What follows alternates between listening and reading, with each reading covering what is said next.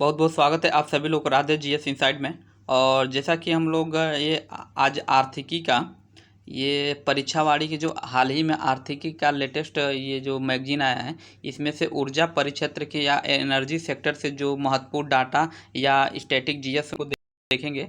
और यहाँ ऊर्जा परिक्षेत्र से आगामी एग्जाम में आरओ एआरओ या पीसीएस प्री या यूँ कहें बीपीएससी में बीपीएससी प्री में एक दो प्रश्न यहाँ से अनिवार्य होता है। तो डाटा से ही पूछ लेता है या कुछ उसके मतलब जो इतिहास से संबंधित, जैसे कि पूछ दिया कि प्रथम विद्युत उत्पादन मतलब जल विद्युत उत्पादन केंद्र कहाँ स्थापित किया गया था। इस टाइप के जो प्रश्न होते हैं यहाँ से कवर हो जाएगा आप लोगों का। तो ज़्यादा देरी न करते हुए शुरू करते हैं। और अभी तक आप लोग चैनल सबको सब्सक्राइब नहीं किए हैं तो सब्सक्राइब कर लीजिए, ताकि जब भी अगला वीडियो डाला जाए तो इसमें इसका नोटिफिकेशन आप लोगों को मिल जाए। देखिए ये लेटेस्ट डाटा के साथ है, तो देखते हैं पहला इसमें क्या कह रहा है।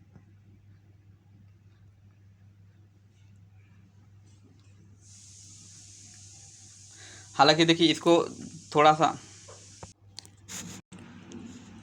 वैसे जो इसमें ये जो जानकारी दी ये सभी लोग को पता ही होगा ही, लेकिन फिर भी हम लोग थोड़ा थोड़ा इसको जल्दी से पढ़ते हुए निकल चलते हैं। कह रहा है कि स्रोतों के आधार पर ऊर्जा 5 प्रकार की होती है। पहला क्या, तो जल ऊर्जा स्रोत, ताप स्रोत, परमाणु ऊर्जा स्रोत, गैस तथा पेट्रोल आधारित स्रोत एवं गैर परंपरागत ऊर्जा स्रोत। तो इन्हीं सभी को हम लोग देखेंगे कि इसका इतिहास क्या है, वर्तमान क्या है। ठीक, तो पहला कह रहा है कि ऊर्जा संसाधनों के पुनर्प्रयोग के आधार पर ऊर्जा को दो वर्गों में विभक्त किया गया है। एक क्या है, अनवीकरण या नॉन रिन्यूएबल, या इसमें कोयला आता है, पेट्रोलियम गैस एवं परमाणु आधारित ऊर्जा आता है। देखिए अनवीकरण में ऐसे ऊर्जा आते हैं अर्थात नॉन रिन्यूएबल में कि जिनको एक बार समाप्त हो जाता है तो पुनः प्राप्त ही नहीं किया जाता। जैसे कि कोयला है, इसको एक बार ख़त्म हो गया तो पुनः दोबारा नहीं प्राप्त किया जा सकता है, अर्थात ये ख़त्म हो जाएंगे तो ख़त्म हो ही जाएंगे। और दूसरा क्या कर रहा है, नव्यकरणीकरण अर्थात रिन्यूएबल। तो इसमें जल ऊर्जा आता है, पवन ऊर्जा आता है, और हाँ सौर ऊर्जा आता है, ज्वारीय ऊर्जा व भूतापीय ऊर्जा आता है। और इसी में कुछ स्टैटिक से देखें तो 1947 में देश में स्थापित विद्युत क्षमता कितना था, तो 1400 मेगावाट था। अर्थात 1947 में आज़ादी के समय जो कुल उत्पादन बिजली का था कितना, 1400 मेगावाट था, जो 31 जनवरी 2025 तक बढ़कर। देखिए ये भले ही रिपोर्ट बाद में आया है, लेकिन डाटा जो है ना लेटेस्ट है। तो ये ना समझिए कि 31 जनवरी का रिपोर्ट है तो ये एग्जाम में मतलब मान्य नहीं होगा। हाँ जो भी ये लेटेस्ट मैगजीन है तो जो भी रिपोर्ट है इसका लेटेस्ट ही है, भले ही रिपोर्ट बाद में आया लेकिन डाटा लेटेस्ट है। ठीक है, तो अगला देखते 31 जनवरी 2025 तक बढ़कर 4.66 लाख मेगावाट हो गई थी, जिसमें तापीय ऊर्जा का योगदान कितना था, तो देखिए तापीय ऊर्जा का कुल योगदान कितना था, 52.7%, और जो कि सर्वाधिक था। उसके उपरांत देखें तो नवकरणीय ऊर्जा में 45.5% था। नवकरणीय ऊर्जा कितना था, तो भाई 45.5% था। और इसमें जो देखें तो इसमें जो जल विद्युत है कितना था, 10.7% था। और नाभिकीय ऊर्जा का योगदान कितना था, तो भाई नाभिकीय ऊर्जा का योगदान 1.7% का कुल योगदान था। और इसी में थोड़ा सा जल विद्युत, अब शुरू से अब इसको अलग अलग टॉपिक्स देखते हैं। जल विद्युत का क्या, हाइड्रो इलेक्ट्रिसिटी। तो देखिए भारत में प्रथम जल विद्युत संयंत्र की स्थापना कब हुआ था, तो ये 1897-98 ईस्वी में दार्जिलिंग में की गई थी। और उसके पश्चात 1902 ईस्वी में कावेरी नदी पर शिव समुद्रम जो कर्नाटक में है उस पर जल विद्युत निगम की स्थापित हुआ था। 1975 में जल विद्युत विकास के लिए देश में राष्ट्रीय जल विद्युत निगम अर्थात NHPC की स्थापना की गई थी। एक प्रश्न यहीं से बन सकता है कि राष्ट्रीय जल विद्युत निगम की स्थापना कब की गई थी, भाई 1975 में की गई थी। अगला है कि ब्रह्मपुत्र बेसिन में देश का सर्वाधिक जल शक्ति विभव।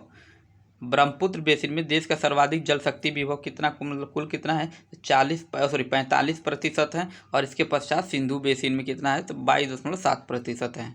देश में बृहद जल विद्युत स्थापित क्षमता कितना भाई, तो 31 जनवरी 2025 तक कुल कितना था, तो 46,968 था।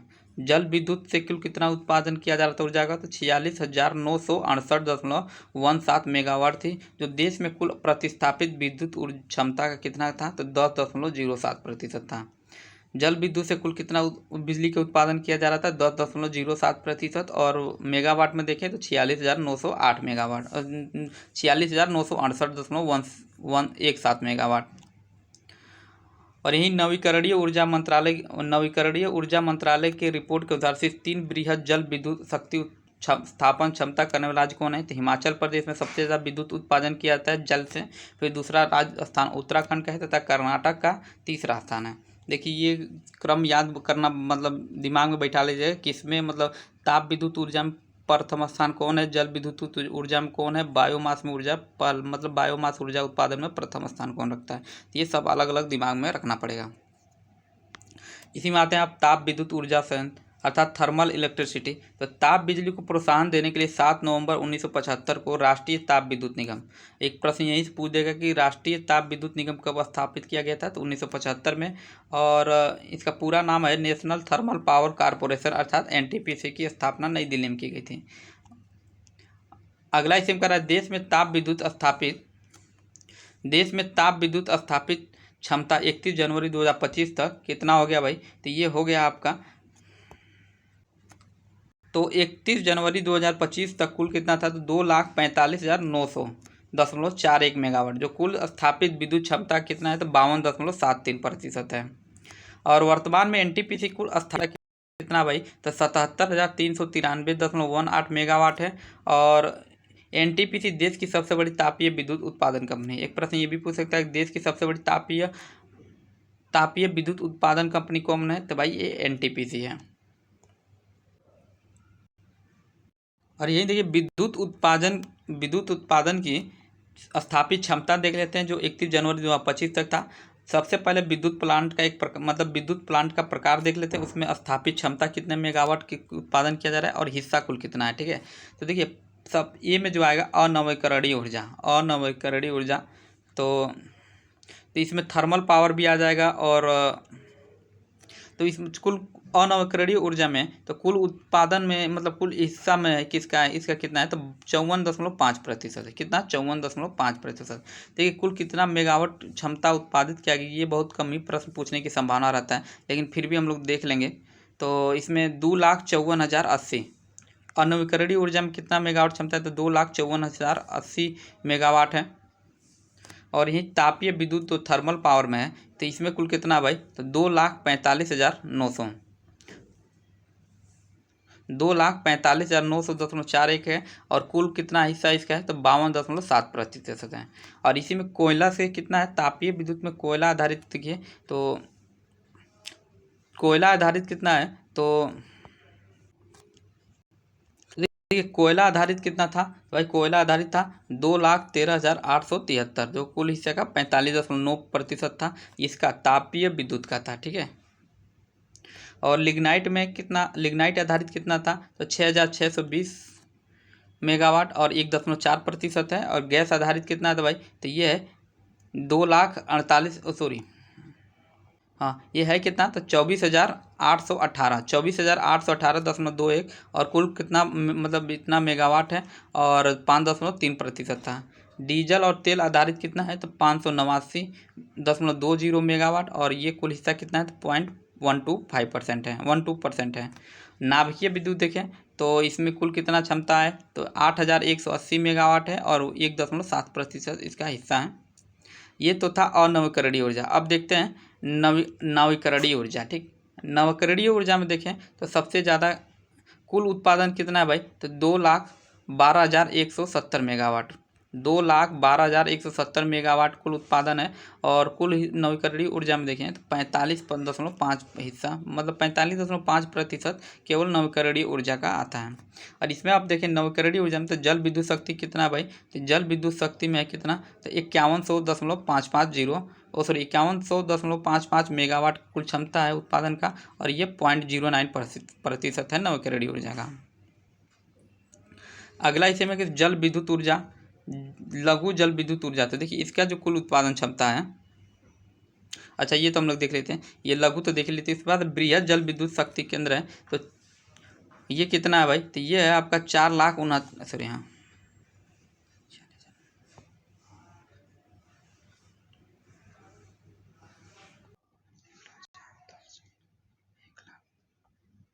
हाँ तो इसका है 1,329.83 मेगावाट क्षमता है और ये किल कितना है, तो 21.52% है। नेक्स्ट है बायोमास, तो बायोमास में कितना है, तो भाई तो 11,406.57 मेगावाट है और ये जो कुल इसकी जो परसेंटेज में देखें तो 2.44% हो जाएगा।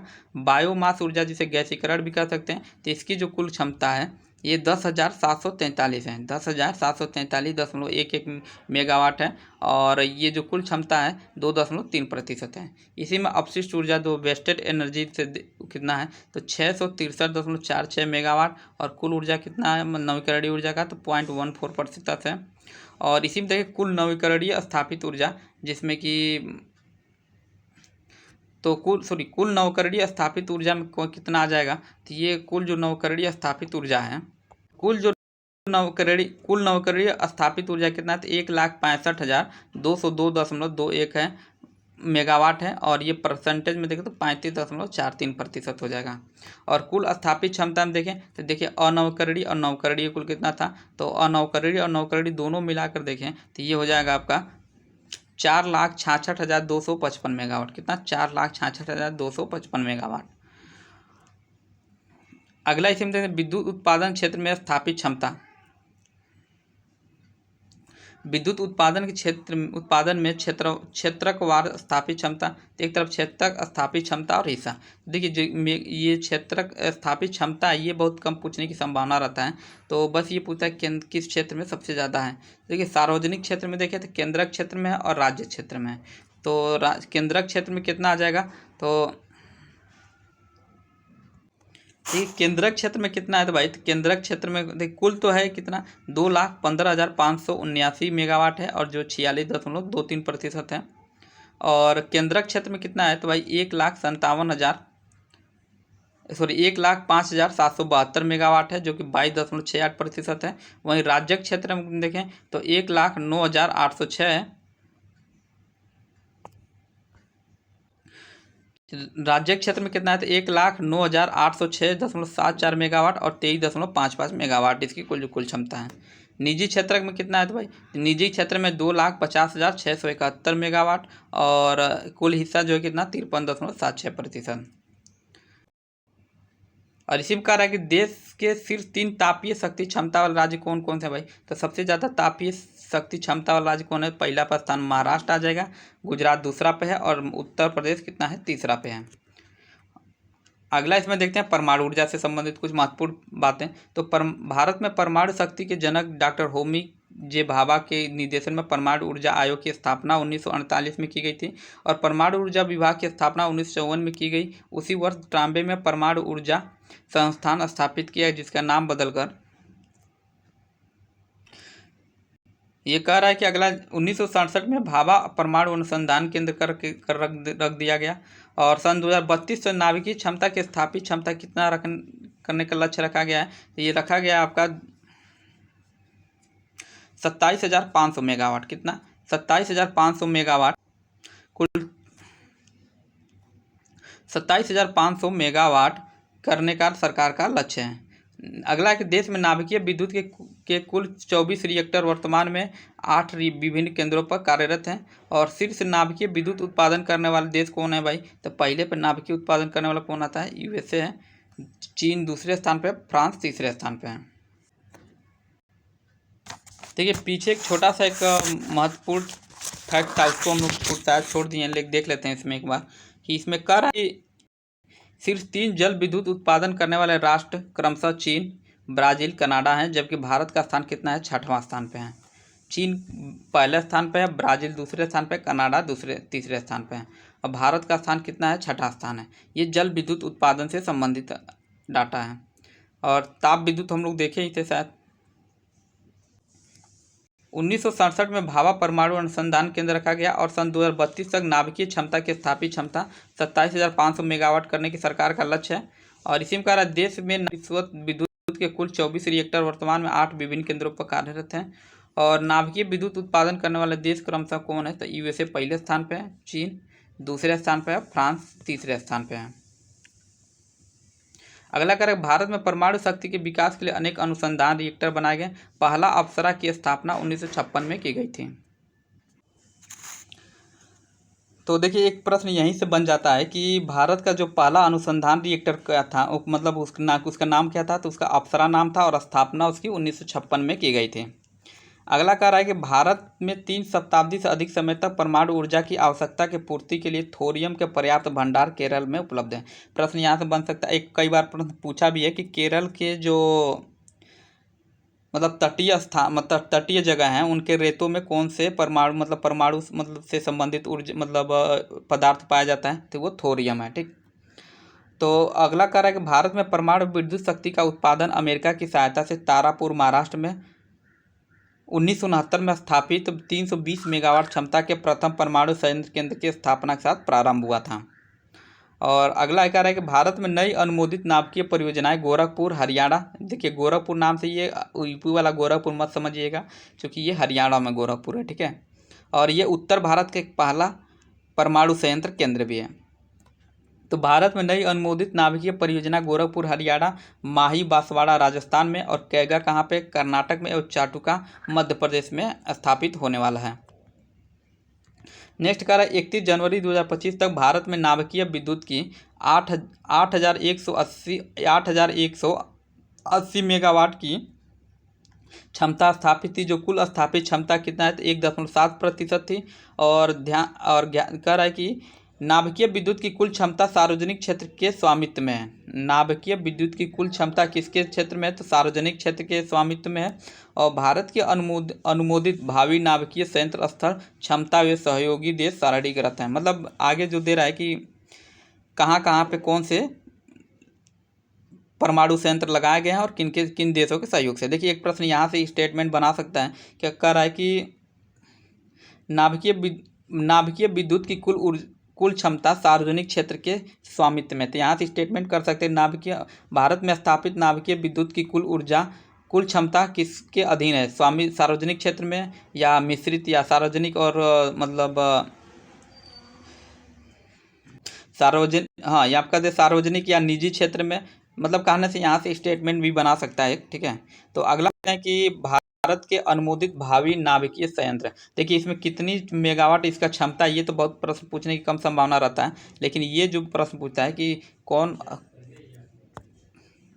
मतलब कहाँ कहाँ पे कौन सी जगह पे कौन है, तो देखिए जैतापुर में कौन है, महाराष्ट्र में है। जैतापुर परमाणु संयंत्र कहाँ है भाई, तो महाराष्ट्र में है। और ये किसके देश के सहयोगी से बनाया जा रहा है, फ्रांस के सहयोगी से। कोवाडा कहाँ पे है, तो ये आंध्र प्रदेश में। और ये किसके सहयोग से बनाया जा रहा है, तो ये यूएसए के सहयोग से बना रहा है। मीठी विर्दी कहाँ है भाई, तो ये है गुजरात में और ये यूएसए के सहयोग से बनाया जा रहा है। हरिपुर कहाँ है, तो पश्चिम बंगाल में है और ये रूस के सहयोग से बनाया जा रहा है। अगला इसी में भीमपुर देखें तो भीमपुर कहाँ है, तो मध्य प्रदेश में। और ये स्वदेशी मतलब खुद का इंडिया का खुद का मतलब इसमें तकनीकी लग रहा है, किसी देश के सहयोग से ये नहीं बनाया जा रहा है। और इसी में अगला कह रहा है कि कुडनकुलम तमिलनाडु में निर्माणाधीन नाभिकीय संयंत्र से 4 राज्यों तमिलनाडु, कर्नाटक, आंध्र प्रदेश से केरल में ऊर्जा की आवश्यकता की पूर्ति होगी।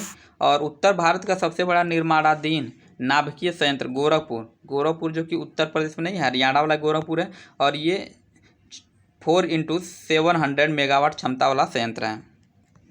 अब इसी में देखते हैं गैर परंपरागत ऊर्जा अर्थात नॉन कन्वेंशनल एनर्जी में गैर परंपरागत ऊर्जा नवीकरणीय ऊर्जा है, जो सौर ऊर्जा, पवन ऊर्जा, भूतापीय ऊर्जा, महासागरीय लहरों, हाइड्रोजन, बायोमास आदि से ऊर्जा से प्राप्त होते हैं।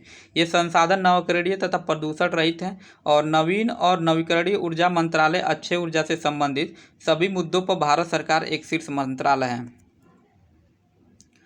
और इसी में देखते हैं कि कह रहा है कि वर्ष 2022 तक नवीकरणीय ऊर्जा क्षमता का लक्ष्य कितना रखा गया भाई, रखा गया था तो 175 गीगावाट था, जिसे बढ़ाकर अब 2023 तक कितना रख दिया गया है तो 500 गीगावाट कर दिया गया है। कितना, तो 500। तो यहाँ से भी प्रश्न पूछ सकते हैं नवीकरणीय ऊर्जा का क्षमता का लक्ष्य मतलब 500 गीगावाट किस सन तक किया गया है, मतलब लक्ष्य रखा गया या 2030 तक कितना मतलब गीगावाट क्षमता उत्पादित करने का लक्ष्य रखा गया। तो दोनों बेहद जरूरी फैक्ट है यहाँ से 2030 और 500। अगला इसी में देख रखा रहा है कि संयुक्त राष्ट्र संघ द्वारा 2014 से 2024 के दशक को सभी के लिए सतत ऊर्जा का दशक घोषित किया गया था। अर्थात 2014 से 2024 के लिए सभी के लिए सतत ऊर्जा का दशक घोषित किया गया था। किसके द्वारा था, संयुक्त राष्ट्र संघ के द्वारा। एक प्रश्न ये भी पूछ सकता है, इंपॉर्टेंट है ये।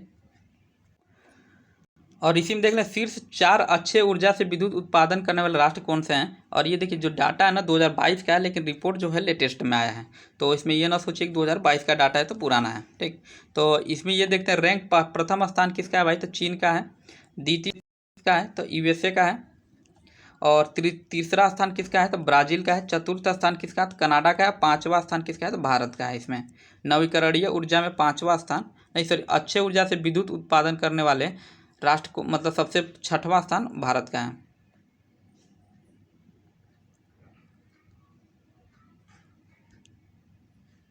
इसी में देख लेते हैं कि वर्ष 2024 से संसार में सिर्फ 4 नवीकरणीय ऊर्जा अर्थात अक्षय ऊर्जा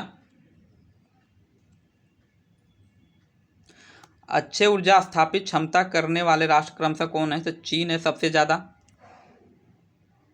सबसे प्रथम स्थान चीन है। और नवीकरणीय ऊर्जा में सबसे पहले स्थान चीन है, दूसरा यूएसए, ब्राज़ील उसके बाद चीन और उसके बाद से चौथा स्थान भारत रखता है। नवीकरणीय ऊर्जा में भारत का स्थान कौन सा है तो फोर्थ है। नेक्स्ट है सौर ऊर्जा। देखिए तो सौर ऊर्जा में देख लें, सौर ऊर्जा प्रदूषण मुक्त एक अक्षयशील ऊर्जा स्रोत है। भारत सामान्यतः एक उष्णकटिबंधीय देश में होने के कारण प्रतिवर्ष लगभग 5000 ट्रिलियन किलोवाट घंटा और सौर ऊर्जा प्राप्त करता है। राजस्थान सौर ऊर्जा के विकास हेतु एक आदर्श प्रदेश है। एक प्रश्न ये भी पूछ सकता है कि कौन सा राज्य सौर ऊर्जा के उत्पादन के लिए आदर्श राज्य है तो ये कौन सा है, राजस्थान है। और इसी में एक शीर्ष 4 सौर ऊर्जा स्थापित क्षमता वाले राज्य कौन कौन से हैं, जनवरी 2025 का डाटा है। तो प्रथम स्थान किसका है तो राजस्थान का है, दूसरा स्थान गुजरात का है, तीसरा तमिलनाडु का है और चतुर्थ किसका है तो महाराष्ट्र का है। और ये जो रिपोर्ट दिया गया है नवीन एवं नवीकरणीय ऊर्जा मंत्रालय के द्वारा दिया गया है। और सौर ऊर्जा से संबंधित कुछ योजनाएं थी उनको देख लेते हैं। तो जवाहरलाल नेहरू राष्ट्रीय सौर मिशन कब आया था तो ये 11 जनवरी 2010 को आया था। और इसका उद्देश्य क्या था तो भाई 2022 के अंत तक 100 गीगावाट और सौर ऊर्जा का लक्ष्य था। वर्तमान में इस योजना को पीएम कुसुम योजना में समायोजित कर दिया गया। तो अब पीएम कुसुम योजना क्या है भाई तो पीएम कुसुम योजना जो ये 8 मार्च 2019 को प्रारंभ किया गया था और 2022 तक देश में 3 करोड़ पंपिंग सेटों को बिजली या डीजल के स्थान पर सौर ऊर्जा को चलाए जाने की योजना थी। और इसी में कार्य वर्ष 2022 तक 25.75 गीगावाट सौर क्षमता को जोड़ना था, जिसे बढ़ाकर वर्ष 2026 तक कितना कर दिया गया है तो 34.8 गीगावाट कर दिया गया। और सौर ऊर्जा से संबंधित अंतर्राष्ट्रीय सौर गठबंधन देख लेते हैं। तो इसका जो गठन हुआ था 30 नवंबर 2015 को पेरिस में संयुक्त राष्ट्र जलवायु परिवर्तन के 21वें सत्र के दौरान हुआ था। और इसका जो मुख्यालय कहाँ है भाई तो ये अपने भारत में ये गुरुग्राम हरियाणा में इसका अंतर्राष्ट्रीय सौर गठबंधन का मुख्यालय भारत में ही है जो कि गुरुग्राम हरियाणा में है। और इसका उद्देश्य क्या है तो जीवाश्म ईंधन पर ऊर्जा की निर्भरता को कम कर सौर ऊर्जा को बढ़ावा देना है। और इसी में आगे कह रहा है कि इंटरनेशनल रिन्यूएबल एनर्जी एजेंसी अर्थात IRENA के अनुसार वर्ष 2024 में संसार में सौर ऊर्जा स्थापित क्षमता की दृष्टि से शीर्ष 5 देश कौन से हैं तो देखिए चीन यहाँ भी सबसे आगे है, सौर ऊर्जा में सबसे आगे है, USA दूसरे स्थान पर, भारत का स्थान तीसरे स्थान पर, जापान चौथे पर, जर्मनी 5वें स्थान पर थे। और सौर ऊर्जा से विद्युत उत्पादन के संदर्भ में 2022 में भारत का विश्व में चौथा स्थान है। भारत का जो स्थान है कितना सौर ऊर्जा के उत्पादन में तो चौथा स्थान है विश्व में। और यहीं पे ये कह रहा है कि चीन, यूएसए, जापान क्रमशः प्रथम, द्वितीय, तृतीय सौर ऊर्जा उत्पादक देश हैं। चौथा स्थान कौन था भारत था। और थोड़ा सा इसमें पवन देख लेते हैं। तो देखिए पवन ऊर्जा जो है ना ये केंद्रीय नवीन एवं नवीकरणीय ऊर्जा मंत्रालय के अनुसार 31 जनवरी 2025 तक भारत में पवन ऊर्जा की स्थापित क्षमता कुल कितनी थी 48,365.26 मेगावाट थी, जो समस्त नवीकरणीय ऊर्जा कितना था तो 22.79% था। कितना 22.79%। और पवन ऊर्जा की स्थापित क्षमता के मामले में भारत विश्व में चौथा स्थान पे है। पवन ऊर्जा के स्थापित मामले में भारत की विश्व में कौन सा स्थान पे चौथा, और उत्पादन की दृष्टि से छठा स्थान रखता है। और शीर्ष 3 पवन ऊर्जा स्थापित क्षमता वाले राज्य देख लेते हैं। तो गुजरात सबसे पहले स्थान पे है और यहाँ कुल पवन ऊर्जा के उत्पादन कितना किया था 12,509 मेगावाट। तमिलनाडु कितना तो दूसरे स्थान पर और 11,444 मेगावाट बिजली उत्पादन किया जाता है पवन ऊर्जा से। कर्नाटक तीसरे स्थान पर और ये 6,851 मेगावाट यहाँ बिजली उत्पादन किया जाता है। नवीन एवं नवीकरणीय ऊर्जा मंत्रालय भारत सरकार का ये रिपोर्ट है। और एशिया की पहली पवन ऊर्जा की परियोजना जो है फर्स्ट विंड पावर प्रोजेक्ट जो मांडवी कहाँ है तो कच्छ गुजरात में, जबकि देश का सबसे बड़ा पवन फार्म समूह मुप्पन्नडल कहाँ है भाई तो ये तमिलनाडु में स्थापित किया गया है। और यही कारण नवीकरणीय ऊर्जा में पवन ऊर्जा की स्थापित क्षमता सौर ऊर्जा कुल जल विद्युत ऊर्जा के बाद तीसरे स्थान पे। पवन ऊर्जा का स्थान कितना है नवीकरणीय ऊर्जा स्थान नवीकरणीय ऊर्जा में, तो सौर ऊर्जा और जल विद्युत ऊर्जा के बाद से तीसरे स्थान पे। कौन से स्थान पे है? तीसरे स्थान पे। तो यहाँ से एक प्रश्न ये भी बना सकता है कि नवीकरणीय ऊर्जा में आप लोग देखेंगे स्टेटमेंट बना सकता है कि कौन सबसे ज़्यादा मतलब नवीकरणीय ऊर्जा में ऊर्जा उत्पादन करने वाला। चार स्टेटमेंट, चारों को बढ़ते क्रम में घटते क्रम में सजा देगा और पूछेगा कालक्रम अनुसार, मतलब सॉरी कालक्रम ना कर मतलब इनके बढ़ते क्रम में या घटते क्रम में, इसको सही करिए। तो खैर आगे देखते हैं बायोमास ऊर्जा अर्थात बायोमास एनर्जी। तो बायोमास ऊर्जा को पशुओं के गोबर, मानव मल, रसोई के अपशिष्ट, नगरीय अपशिष्ट तथा फसलों के अवशेष पदार्थों से प्राप्त किया जाता है। और बायोमास के उत्पादन संबंधी तकनीकी का प्रशिक्षण देने के लिए भारत में 3 बायोमास केंद्र कहाँ पे भाई? तो भारत में 3 बायोमास केंद्र कहाँ स्थापित किए गए हैं? तो कोयम्बटूर में, उदयपुर में और पूसा समस्तीपुर में स्थित हैं। और इसी में कह रहा है कि भारत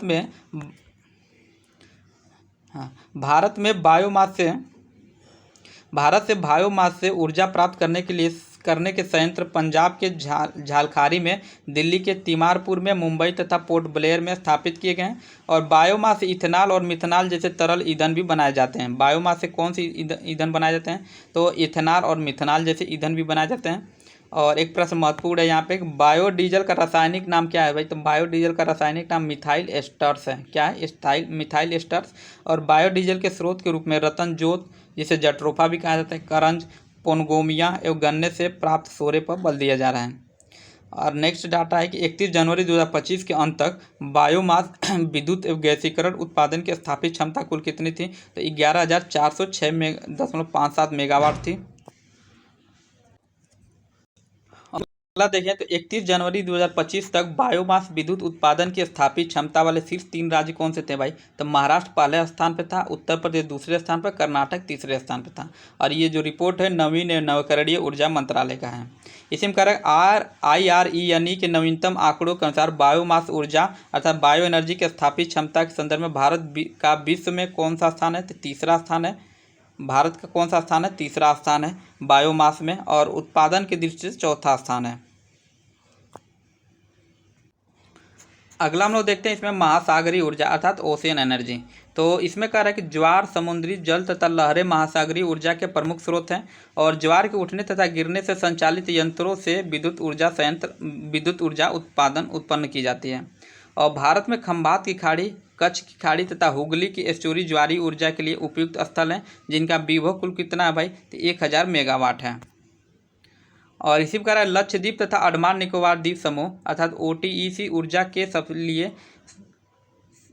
लिए सबसे उपयुक्त क्षेत्र हैं। और भारत में तट रेखा के सहारे कुल कितना? तो 40,000 मेगावाट लहर विद्युत उत्पादन की संभावना है। और भारत का प्रथम समुद्री तरंग विद्युत संयंत्र कहाँ स्थापित किया गया है? तो बिंझिगम में लगाया गया है। ये भारत का प्रथम समुद्री तरंग विद्युत संयंत्र बिंझिगम में लगाया गया है। और 9 सितंबर 2023 को वैश्विक जैव ईंधन गठबंधन का शुभारंभ किया गया था। कब किया गया था? 9 सितंबर 2023 को वैश्विक जैव ईंधन का गठबंधन का शुभारंभ किया गया था। और इसी में कह रहा है कि भूतापीय एनर्जी। अगला देख लेते हैं भूतापीय एनर्जी। तो जियोथर्मल एनर्जी में क्या क्या है भाई? तो इसमें धरातल से नीचे की चट्टानें तथा भूमिगत जल गर्म रहता है, जिसका कारण पृथ्वी के अंतःस्थल का गर्म होना है। चट्टान संस्तरों का दबाव तथा रेडियोधर्मी तत्वों का विखंडन है। इसे ही भूतापीय ऊर्जा कहा जाता है। जम्मू व कश्मीर में पूगा घाटी, हिमाचल प्रदेश में मणिकर्ण, छत्तीसगढ़ में तातापानी आदि भूतापीय ऊर्जा के संभावित क्षेत्र हैं। अर्थात कहाँ कहाँ पे भूतापीय ऊर्जा है? तो पूगा घाटी कहाँ पे? तो हिमाचल प्रदेश में। ये प्रश्न मिलान करने वाला भी देता है। मणिकर्ण कहाँ है? तो छत्तीसगढ़ में। और तातापानी कहाँ है? तो ये हाँ आगे देखते हैं आदि भूतापीय ऊर्जा संभावित क्षेत्र है, जबकि मणिकर्ण हिमाचल प्रदेश में।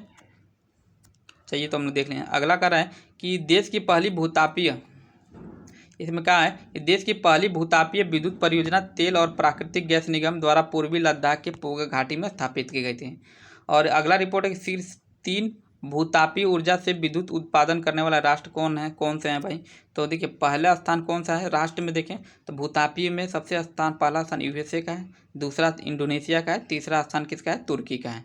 अर्थात USA, इंडोनेशिया और तुर्की पहले, दूसरे, तीसरे स्थान पर हैं। और इसी में और इसी में कह रहा है कि भूतापीय ऊर्जा से संस्थापित क्षमता वाले राष्ट्र कौन कौन से हैं भाई। तो पहला स्थान कौन, अच्छा ये तो हम लोग देख लिए थे। अच्छा 2024 का रिपोर्ट है ये, ठीक है। तो प्रथम स्थान यूएसए का है, द्वितीय स्थान इंडोनेशिया का है, तृतीय स्थान फिलीपींस का है। देखिए ऊपर जो रिपोर्ट दिया था ना वो था कि उत्पादन से संबंधित किसके पास कितनी मतलब कितना उत्पादन, कौन सबसे ज़्यादा उत्पादन कर रहा है। ये भूतापीय ऊर्जा से संस्थापित क्षमता वाले मतलब किसके पास क्षमता है उत्पादन, मतलब कौन सबसे ज़्यादा। तो प्रथम स्थान में इसमें यूएसए है, द्वितीय स्थान इंडोनेशिया है, तृतीय स्थान किसका है तो फिलीपींस है, और चतुर्थ स्थान किसका है तो तुर्की है, और पंचम स्थान किसका है तो न्यूजीलैंड का है। तो भूत एनर्जी से संबंधित कुछ इतने इफेक्ट थे, और जो भी प्रश्न बनेगा इन्हीं से ज़्यादातर बनने की संभावना रहेगी। तो आगे भी आर्थिकी से मैं संबंधित मतलब कुछ जो मुझे लगेगा कि महत्वपूर्ण फैक्ट हैं या कुछ महत्वपूर्ण बातें, उनको मैं किसी वीडियो के माध्यम से हम लोग देख लेंगे। और अभी तक आप लोग चैनल को सब्सक्राइब नहीं किए हैं तो सब्सक्राइब कर लीजिए।